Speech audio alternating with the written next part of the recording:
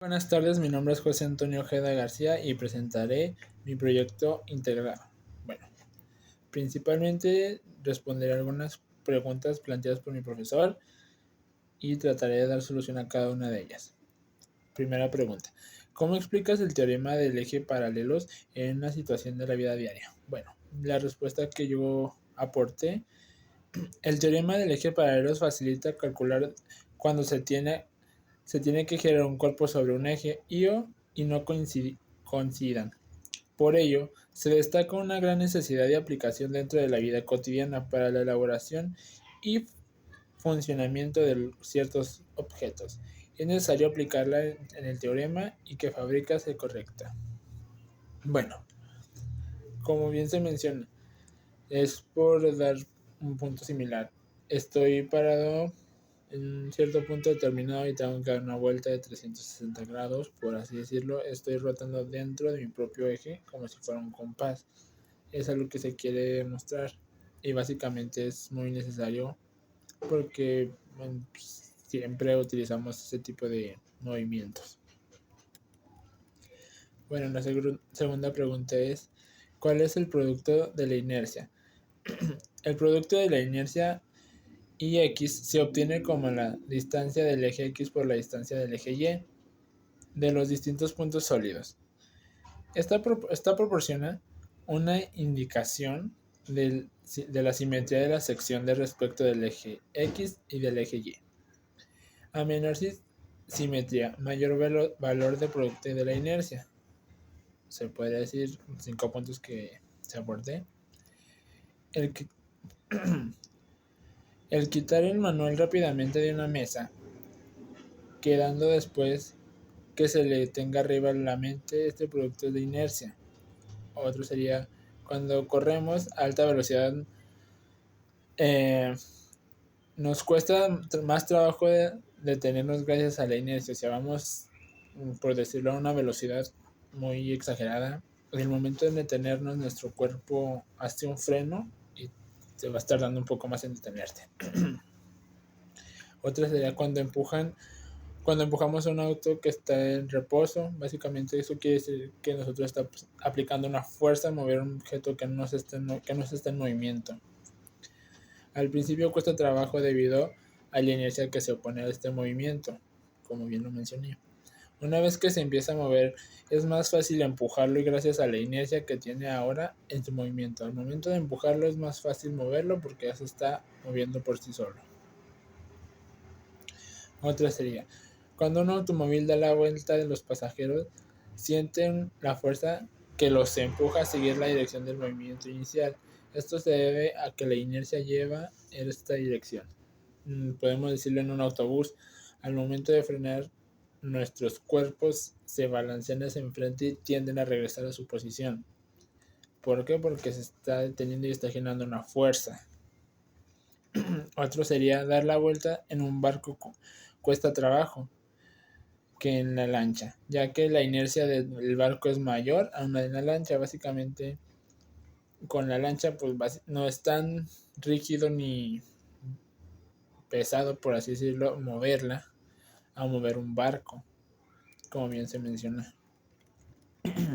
La siguiente pregunta es: ¿cómo explica la fabricación de las dada en las vías del ferrocarril y consecuencias de no considerarlas? Bueno, la razón por la que las locomotoras están construidas para ser tan pesadas es por tracción.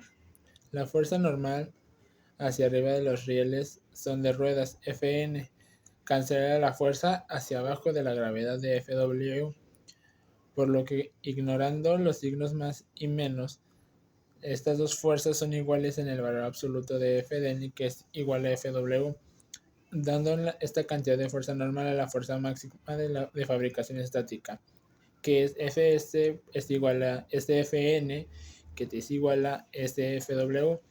Esta fuerza de fabricación estática de los rieles que empujan hacia adelante de las ruedas es la única fuerza que puede acelerar el tren. Empujarlo cuesta arriba o cancelar la fuerza de la resistencia del aire mientras viajas a la velocidad constante. El coeficiente de la fracción estática de acero sobre acero es de la velocidad constante de aproximadamente un cuarto, por lo que ninguna locomotora pueda tirar con una fuerza superior aproximadamente a un cuarto de su propio peso. Si el motor es capaz de suministrar más de esta cantidad de la fuerza, el resultado será imposible, simplemente romper la fricción estática hacia girar las ruedas. Lo que quiere decir que es un poco complicado poder dar vuelta o nosotros mismos hacer que una locomotora, un ferrocarril o en este caso un tren podamos girarlo en cuestión del peso de las ruedas y de la maquinaria. Si es literalmente muy ligera al momento de dar una curva, se puede salir y desviar. Es por ello que se menciona que es rígido y se mantiene firme en el espacio. Bueno, siguiente pregunta. ¿Por qué es importante la fabricación de la construcción de diversos mecanismos y qué previene? Es muy importante si se desea transmitir movimiento a estas entre piezas mecánicas que la fricción sea suficientemente alta para tal fin, por lo que mantener este nivel permite un desempeño óptimo de la máquina.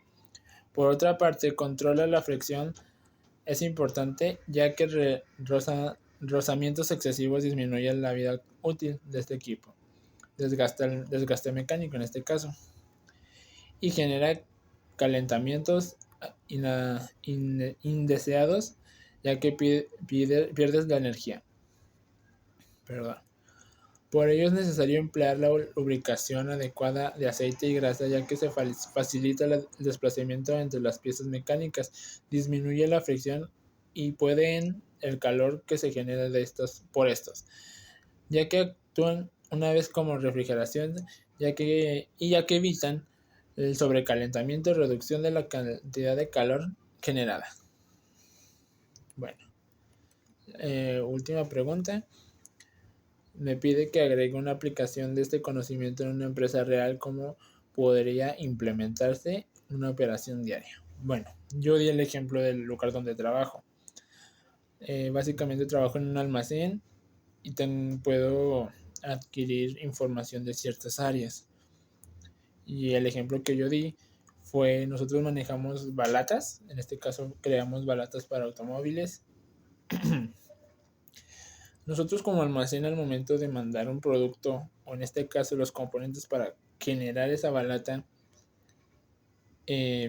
puede llegar la ocasión de que nosotros mandemos una orden de placa al siguiente almacén, que es donde se envía producción, se pasa por la prensa. Al momento de llegar al ensamble y nos piden ese material y nos damos cuenta que ese material se terminó para generar esa orden, los componentes, en este caso las balatas ya prensadas y los componentes entregados, se acomodan en un carrito y van a un riel. En este caso nosotros tuvimos que cambiar, son dos almacenes, en este caso es almacén norte y almacén sur. En mi caso yo trabajo en el sur y todo lo que es el área de ensamble está de ese lado. Cuando nosotros llegamos a tener un carro corto por falta de un componente, tenemos que transportarlo desde el sur hasta el norte, básicamente son 55 metros. Nosotros tenemos que generar una inercia, o sea, una fuerza para mover ese carro. Tenemos que dar vueltas, básicamente nosotros utilizamos constantemente la inercia. Si nosotros no movemos esos carros, no se pueden mover solos, tenemos que empujarlos. Nosotros estamos haciendo que un cuerpo que no esté en movimiento genere un movimiento para poder trasladarlo hacia otro lado. Y pues, ¿qué más sería? Básicamente nosotros usamos mucho esto. Tenemos que transportar material de componentes para llevarlos a las celdas, en este caso donde ensamblan, en un carrito. Básicamente tenemos que bajar material, transportarlo en un carrito y empujarlo. O sea, nosotros generalmente realizamos fuerzas a cuerpos que no se pueden mover por sí solos. Y pues bueno, de mi parte sería todo. Y pues muchas gracias por su atención.